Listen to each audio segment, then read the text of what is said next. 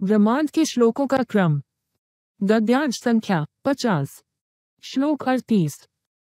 और वास्तव में हमने ब्रह्मांड, पृथ्वी और उनके बीच जो कुछ भी है उसे 6 चरणों में बनाया है और हमें कोई थकावट छू नहीं गई।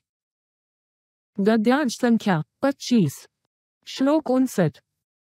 वो वही है जो सदैव जीवित है, जिसने ब्रह्मांड, पृथ्वी और उनके बीच जो कुछ भी है उसे 6 चरणों में बनाया, फिर सबसे बड़े सिंहासन पर आसीन हुआ। उसने पृथ्वी पर सभी जीवित प्राणियों पर बहुत दया की जिन्हें उसने बनाया। फिर यह बात उसी से पूछो जिसके पास बहुत अच्छा ज्ञान हो।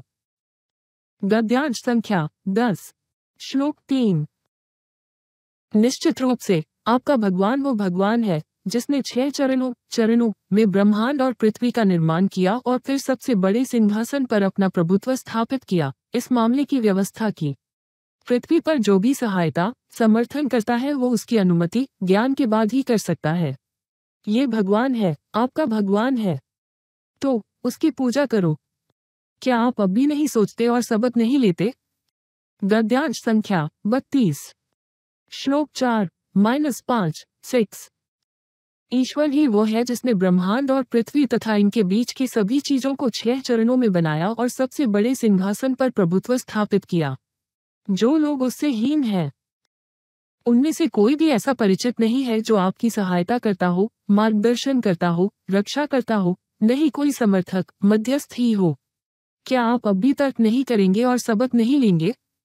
ईश्वर ब्रह्मांड से पृथ्वी तक प्रणालियों की व्यवस्था करता है, फिर सिस्टम एक दिन में ईश्वर तक पहुंच जाएगा, जिसकी सीमा उन हजारों वर्षों के बराबर है जिन्हें आप गिनते हैं। यह वापस आएगा, सिस्टम ध्वस्त हो जाएगा, भ्रष्ट हो जाएगा। ईश्वर वो है जो प्रत्यक्ष और अगोचर, भूत और भविष्य को जानता है। वो जो सबसे ऊंचा, सबसे शक्तिशाली, अजेय, वश में करने वाला, विशाल दया का स्वामी है। गद्यांश संख्या 11, श्लोक 7।